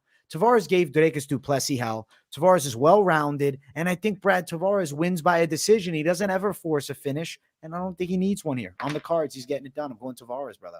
So Bruno Silva is a better kicker than Tavares. I have no questions about that. I do think the striking could favor Bruno Silva, but I'm wondering about the wrestling, AJ. Do you think Brad Tavares hits takedowns in this fight? I think he potentially could take down a Bruno Silva, to be honest with you. But I think he does it because he's fairly competitive in the striking department, and it could potentially set it up. I also think he's stronger than Bruno, better in the clinch. I think he's gonna have more physical strength. I think the more high level MMA experience for these years, I think Brad can win it, man. I really do. I see Brad Tavares beating him. Fuck, man. What a tough pick for me. Matt W. GM3 only won because Pereira took the soul of Silva. Took the soul? That was like a close fight, dude. I don't know what you saw. He kept his soul. He took a little bit of Pereira's soul. I don't know what you... Pereira's looked better against everybody else in the UFC. Including the champ Israel Adesanya, than he did against Bruno Silva. That was a close fight, man. And I could see a pathway for Bruno here, man. I'm having trouble with it. I see what you're saying with Tavares. Tavares gave Dricus du Plessis hell. I would definitely pick Dricus du Plessis over Bruno Silva. This is a tough one for me to pick, dude. Fuck. Should I be swayed by AJ, guys? Should I give in? AJ's kind of selling me on Tavares a little bit, but I got to say my gut was telling me Bruno Silva. Stick with your gut, Mike Finch. Don't you I'll stick with it. I think he's going to throw more kicks. He'll be able to win from range. When they exchange punches, I think he'll do well enough. AJ pointed out that Bruno Silva likes to loop his punches, but Tavares kind of does too. I mean, I think Bruno Silva gets a close decision in a really good fight. Bruno Silva. Money line is plus money, plus 155. You're going dog. Minus 180, Brad Tavares. Can I ask you this question? Would you bet Bruno Silva at plus money, though? Are you betting Bruno? Oh, my God. I would never bet on this fight. This fight is a great matchup, man. This is one of those where, to me, it's like dead even. When I'm looking at this matchup, that's what I see. Could Brad Tavares get it done? I mean, if Brad Tavares is able to get to the top position, fuck yeah, he'll start taking this thing over. And I do think like a clinch against the fence, you mentioned Brad Tavares a little bigger, a little stronger, that could come into play, but Bruno Silva punished the legs, punished the body a little bit. 29-28, good fight. I'll take him on the cards, man. Let's go. I'm gonna go Brad Tavares to win it. Mike Finch going Bruno, but hey, I could be sleeping on Bruno a bit because I'll say straight up, it's hard for me to pick Bruno after that Mearshart performance, and then Mearshart's last before. It's very hard for me to pick Bruno Silva. Let's find out. I'm going to say Tavares beats him, though. Maybe I like the over. Tavares. The over is at plus 105. So, plus money over is interesting on this one. You're going to do that? Plus money on the over, though. Yeah, I think they probably go all three, bro. They're pretty tough. I think there's a good chance they do. I like the plus money over. Not a common thing you see. I was surprised, actually, it was plus money. I know Bruno gets a lot of KOs, but Tavares on the other side winning a lot of decisions, going the distance on a common basis. Yeah, with Dricus, right? Went all three? Went all through with Dricus, Omari Akhmedov previously, Israel Adesanya in the past, Antonio Carlos Jr. win. Can I write that down? That's the best, bro. The over is what, honey? Over is plus 105, I'm seeing here. Plus 105. They fucked that up, bro. Yeah. I like that. Yeah, I like the over. Over 2.5. All right, Tavares Silva, the official pick, over 2.5. Over 2.5. Let's go. All right, guys, let's keep running. We want to get to the co-main event. We got Ricky Simón versus Song Yadong. Oh, man, this is going to be interesting, right? Holy shit, this is a good fight. You got crazy explosiveness with Song. I would say Simón's pretty explosive. I'm going to pick Ricky Simón, though. I think Ricky Simón gets his hand raised. When you saw Song on his back with Sandhagen, it's like, okay, now I got Simón, who, let's not forget, beat Merab. That's a huge win at this point, regardless of how long ago it was. Got that tight striking, good 1-2s he'll shoot down the line, that nasty body hook that he'll rip, good cage pressure. Song on the other side, mad explosive in the stand-up department. Definitely don't think he has bad takedown defense, but a guy with the wrestling chops like Ricky Simón, I think, gets to him. I'm going Ricky Simón, unanimous decision, bro. Ricky Simón is on fire, dude. His grappling is going to be better than Song. Song is clean, man. Song's got some nice hands on him. He just recently lost a grappling match to a child. Nicky Rodriguez's little brother, J-Rod, beat him in a grappling match. Pretty freaking high level for like 17 years old or whatever the kid is, but it's not what you want to see. And I do think Ricky Simón could kind of power him on the ground, dude. Just kind of power him in the clinch and low key. Now high key, I think that the clinch is actually where Ricky Simón could start really taking this fight over, just over, or he likes the double underhooks against the fence, knee the legs up a little bit. Like Ricky Simón's very physically strong, and Song will finally be in there with a guy who's got as much muscle as him, and I think probably significantly stronger. So I could see him sort of taking the fight over on the fence. We only get 3 rounds with these two beasts. I'm gonna say Simone kind of dominates him to a decision. Song is a good puncher. He's very fast, very clean. He does a lot of things right. He's like the kung fu master. What's his nickname? But there's no kung fu. It's all very clean, like boxing and light on his feet, footwork. So if Song fights very technically, we'll go to a decision. It'll be close. But if Ricky Simone fights his fight, he gets to the top position a couple times, dominates in the clinch. I could see Ricky Simone really actually starting to take this thing over by like the third round. Ricky Simone. Odds for the matchup sitting at plus 125 for Song, minus 135 Ricky Simone. That over is minus 180. Simone to win it on the scorecards, plus 165. I think Ricky Simone's winning a unanimous decision. I will lean you that money line side over anything else. Yeah, I would say so. Song's a tough customer, dude. We saw how good Corey Sandhagen just looked against Chito Vera, and he was in a pretty good one against Song. So, yeah, I think Song could take this thing to the judges. Yeah, we're riding the same side, though. We're going Simone decision win as we jump to the main event. If you guys watch and haven't, do us a favor, smash that like button. If you're new to the channel, subscribe. And Moneyline every Monday. Make sure you guys are tuning in to the show. It's Sergey Pavlovich versus Curtis Blaydes. Mike Finch, the Russian Express, is coming to take over. I think Curtis Blaydes is getting knocked out in this fight. Sergey Pavlovich, my friend. Sergey Pavlovich by knockout, brother. Sergey's knocking him out. Curtis Blaydes, the Rosenstruik.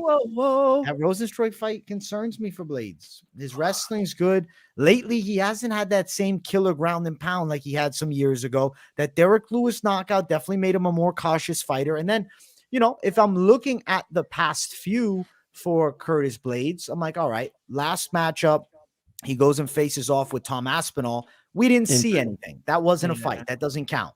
It was a year since the last one. He slept Chris Daukaus, which to me, that makes a lot of sense. Daukaus then was knocked out by Rosenstruik after. Before that, decision win over Rosenstruik. We know Derek Lewis knocked him out in a Volkov decision. I think Sergey Pavlovich lands the hammer on him. I think Sergey, even though you look at his first UFC fight, and this is what blows my mind. He was 26 years of age at that time, and he fought Alistair Overeem. Ultimately had a bad performance, lost the fight, was in China as well. That's a very weird debut. You're debuting against Overeem. I know Blaydes fought Ngannou in his debut, but it was a young Ngannou. It wasn't champion Ngannou. So Pavlovich, since the start, there's been a lot of faith in him being a future world champion. Yeah. You fight the number 6 guy in the world in your first octagon appearance. So then what happened to Pavlovich? I'll be honest, everybody forgot about him because he lost to Overeem. He then came back the next year. He beat Golm in a minute. He beat Maurice Green, and then 2019, he doesn't fight again until 2022. Takes out Abdurrahimov. Then he kills Derek Lewis, and then he kills Tai Tuivasa. His power is undeniable. Boxing skills are A1, but don't forget he's an Eagles MMA fighter too. I think people are going to be like, oh, Overeem got him with the ground and pound. He can't wrestle. Chill. He definitely can wrestle. I think that was an early matchup in his career when he was young, and I have a theory on that. Mike Finch, outside of the UFC, Russians, the anabolic presence was there. You look at his physique pre-UFC. What happens, I think, is he needed to give his body time to recover, right? And, come into this natural frame. I think now he's gotten used to, his less muscular frame. And I feel like he's turned it to a better style. I actually think Sergey Pavlovich, he may have been using supplements outside of the UFC. Inside the UFC, I know for a fact he's been clean, and you see a slight physical physique difference. He looks good, and I actually think he's better without the roids because he doesn't need to rely on that crazy brute strength. He sets up his shots. He's faster. This dude's a fucking freak. I think he's just got that gift from God of power. Somebody has it. Some guys are just born with this crazy punch power. I think that he's one of those guys, and he also can box his ass off, and he's quick too. I think he's putting Blaydes lights out, man. I'm worried about Curtis in there. I'm going knockout. Sergey Pavlovich. Ever since Sergey Pavlovich lost to that in that Overeem fight back in 2018, he's beaten Marcelo Golm, Maurice Green, Shamil, Derek Lewis, and Tai Tuivasa. Do you think that Curtis Razor Blaydes even struggles in some of those? Now, I know he got knocked out by Derek Lewis. I know he ran into the uppercut. Got knocked out by him, and he would struggle. Come on, folks. If that was in 2022, if Derek Lewis and Curtis Blaydes fought today, I know exactly who you all would pick. Don't fuck around with me, okay? We pick Curtis. That was he fought the, out of the door Derek Lewis. Sergey Pavlovich did not fight that prime Derek Lewis. Okay. Obviously, Curtis Blaydes is running an enormous risk on the feet with Sergey Pavlovich. Sergey Pavlovich could absolutely put him out. I mean, he could put anybody out, dude. I like what you said before. Sergey Pavlovich versus John Jones. Sign me up, bro. That is sick. And you know what? We're going to learn a lot by watching Curtis Blaydes shoot these takedowns, clinch up with him. I do think we're going to learn a lot about the wrestling of Sergey Pavlovich, but that is a complete question mark for me. It's not a question mark for me what Curtis Blaydes is going to do. I know Curtis Blaydes' striking is better than ever. I know Curtis Blaydes had just got ready for Tom Aspinall. I know what he's working on. I know he looks good. I know I've not only met Curtis Blaydes, I mean, we got to interview him on the show. I was hanging out with him in Hawaii. I was hanging out with him back at UFC Gym Lombard back before he was, when he was just starting as an amateur fighter in the Chicagoland area. So I've seen Curtis come all the way up. He is fucking huge, man. When Curtis Blaydes gets on top of you in a 5-rounder, he might just pull all the energy out of Sergey Pavlovich with one takedown.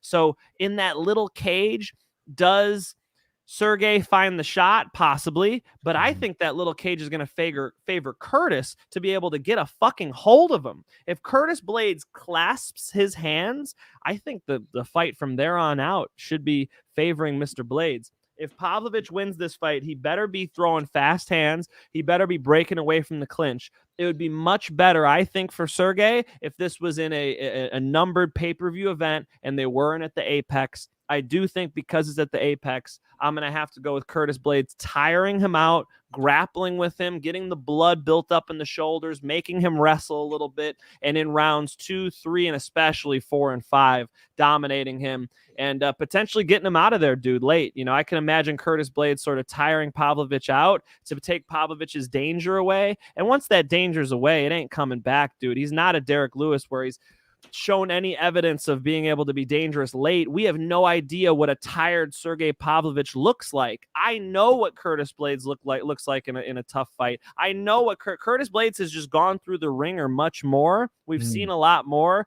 There are too many question marks for me to pick Sergey Pavlovich. Now, before you guys shit on me, I know Sergey Pavlovich is dangerous as hell. He could get a 10-second knockout in this fight. He is very live. I'll give you guys all of those things. My official pick, somewhat biased, my friend Curtis Razor fucking Blaydes by, let's say, late TKO.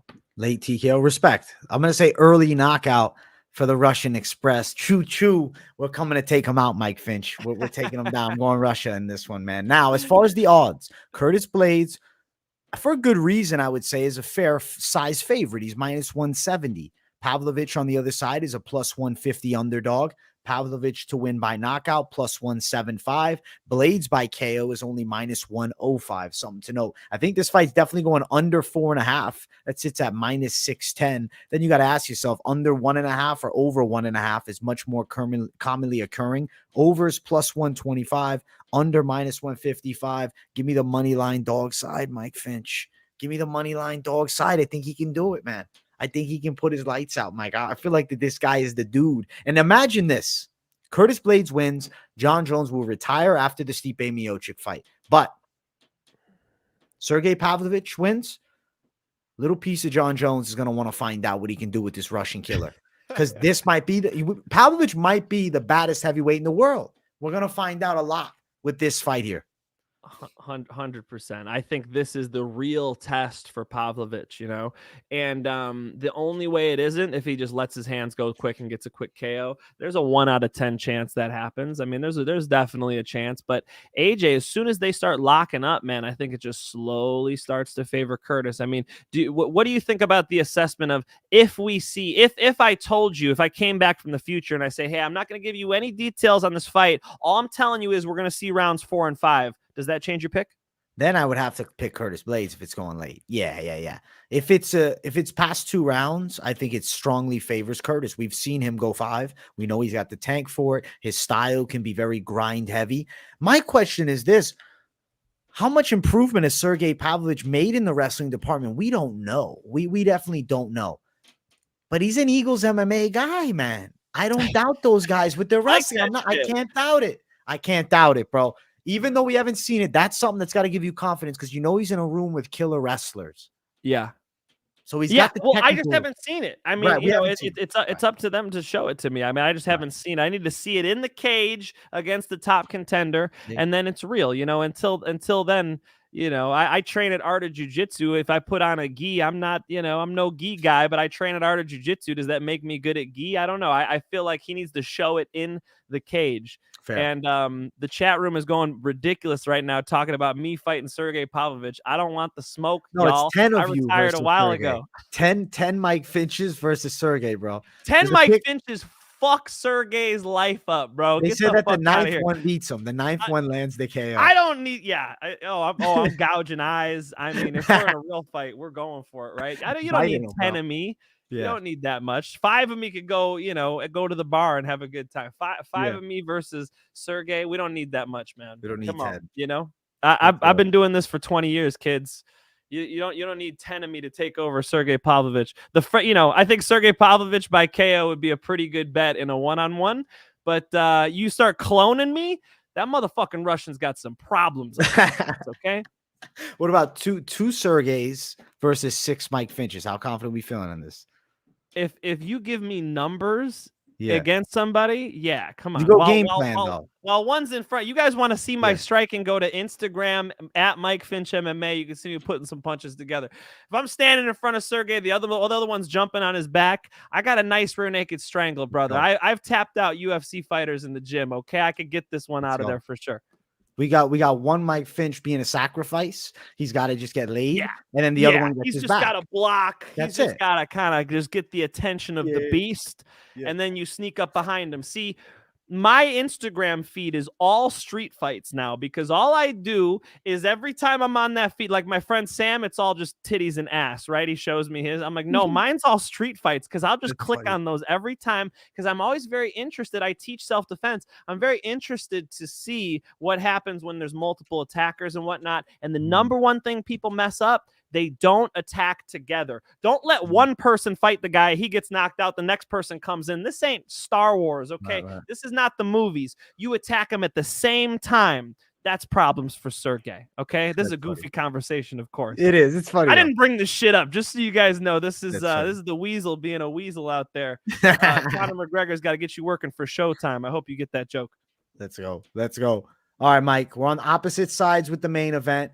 Let's see, though, because we got to get to the fame section, the fan favorite section, the lock of the night.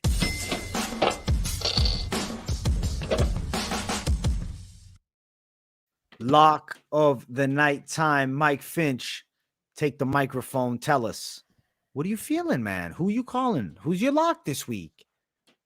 I got Ignacio Bahamondes for you guys. Locked it up and he took the dub. Then I gave you the dog, Edson Barbosa, who threw a fucking highlight reel knee and got the KO. And now I've got to go with the favorite, Bobby Green. Bobby Green should be able to win this fight. I do think his hands are nasty. Jared Gordon is going to have a lot of trouble getting the takedowns in this fight. I like Flash Gordon. I do think he's game. He's probably, even say it, in his prime right now. A little chip on his shoulder after that bullshit decision against, or at least a close decision anyway, against Paddy the Baddy. I like Bobby Green in this fight. I think he could either get a KO or get that decision win. Bobby Green, Moneyline. If I was doing a favorite as the lock this week, Mike Finch, that was going to be my one. But it's time for an underdog to win a main event. Sergey Pavlovich, lock of the week, knockout. Sergey's got me. Sergey sniped. I thought you were going to shit on Brogan. I'll go Brogan Walker. That's what I was hoping. Chill, Mike Finch. I'm gonna go with Sergey Pavlovich, underdog lock of the week. Underdog lock. We've been going favorites. I've been running into some fumbles. Somehow Royval pulls a knee from next week and lays out Nicolau in the first 2 minutes. I don't know what the hell's going on. I think that this fight right here is the one where Pavlovich could do it. Underdog lock, get yourself some nice plus money. Won't be as incentivized to, throw way too much money on it, but you can come up nicely with just $100 because he's a big dog at plus 150. So I like the dog money side. I'm going underdog lock. I've been talking about I want to lock a dog. I'm looking through the card. I got some other underdog picks, but I'm like, you know what? Something's calling me the Pavlovich way. I'm going with Sergey. I believe in him.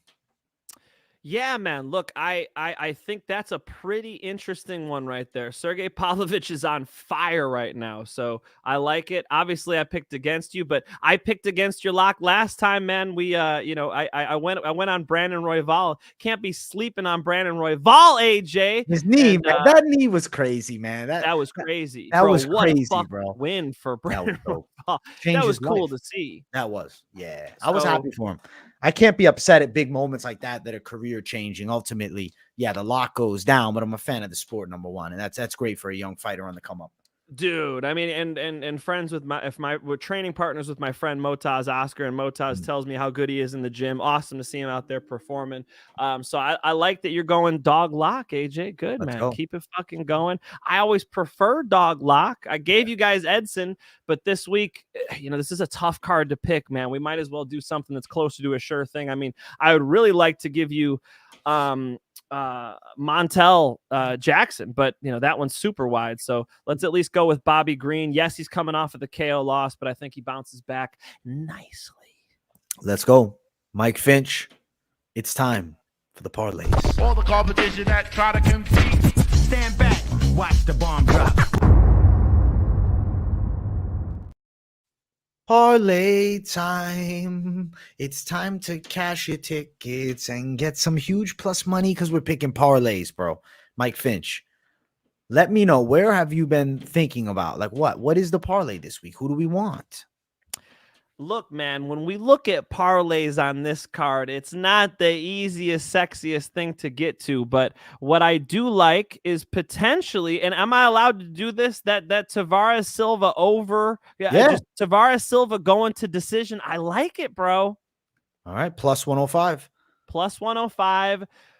You got me a little tempted to go Ricky Simone, dude. I kind of like Ricky Simone over the Kung Fu Kid. Song Yadong, not a fighter that I want to really bet against, but on this card, I think that's probably one of the more confident ones as well. So how about Ricky Simone and then Tavares and Silva to a decision? Okay, that right there is bringing you to plus 257, plus 255, around that range. I'll take it. That's a good play, I think. All right, I'm going to go Bobby Green in my slate. I think that he's a guy that I feel confident adding in, but I expect some chaos to ensue.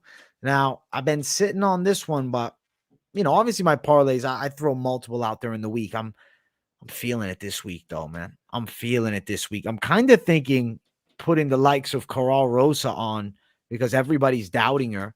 Bobby Green, Karol Rosa. Then I ask myself, do I want to really get nuts here and add more, or do I just chill?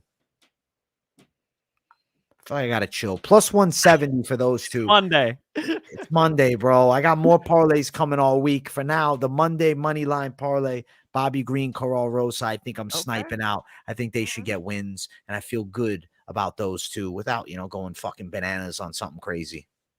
Don't go bananas, bro. Don't go bananas. No. You need some hits for these Mondays. Yeah. Mondays have been rough to AJ. AJ picks fights really well, but Mondays have been rough. Mondays rock my lock sometimes, man. Mondays rock it, man. I like being able to go back and forth with you, though. We disagreed with a few on this card, but I think in hashing them out, we get a little more, confident or less confident in the picks. It's been good discourse. So always appreciate going back and forth with you, man. And it really gets to show people, I think, the confidence level you have in each pick. If I look at your other shows throughout the week, I think one thing that people get value-wise out of this show, we dig into AJ's confidence level for sure, Because I met with Mike Finch giving me the option of, all right, I get what he's saying. I'm less confident now. Yeah, man, I would say my most, my reads as I get to Friday, the weigh-in show, that's another one where it's like you're getting, okay, I'm not feeling the bet here. I'm not feeling the one here. The Monday show is just pick city. You know what I'm saying? Or the Sunday rather. But yeah, Monday, I like how me and Mike get into it. I hope you guys enjoyed the show. Another great episode in the books, man. And this one was a fun one. I'm going against the grain with Pavlovich. I know I might be nuts for it, but I believe in the Russian Express, man. I believe in it. I believe in it. You're not nuts. Even though I picked against you and I went with Curtis Blaydes wrestling, you're not nuts. Sergey Pavlovich could definitely win this fight by knockout. I just think if the UFC really wanted that to be the case, they would put him in the big cage where he can at least move left and right a little bit. These guys are huge. I mean, standing next to Curtis Blaydes, you're like, you know, this is a different species. He's so much bigger than me, man. He's just like, and it's not just the height. It's like meeting Brock Lesnar, or you meet some freakishly big people, and you're like, man, if this guy gets to the top position on Sergey, I could just imagine Sergey going, holy shit, I thought I was in shape. Why am I so tired in the second round? That's my prediction for the fight. But honestly, AJ, for your sake, I'm rooting for you, bro. And Sergey Pavlovich knockout actually makes a lot of sense for the UFC, because I can imagine them looking at that Jones fight. Absolutely. And one thing last thing about this fight, the Pavlovich fight, dude, the reach of Pavlovich is off the chain. He's got an 84-inch reach, man. Wow. Yeah, bro. Halfway to John Jones, or half inch from John Jones. Great show, brother. It was fun chatting it up about these fights. People, we hope you enjoyed. Smash the likes. In the description, I got Mike Finch's channel. Go give him a subscribe. Show him some support. We appreciate you. Thank you so much. I'll be live tomorrow. Videos every day of the week. You guys know the drill. Every single day, content's dropping. So keep it right here on the MMA Experts channel. Subscribe if you haven't. Appreciate you all. Much love. And we will see you in the next one. Peace, guys.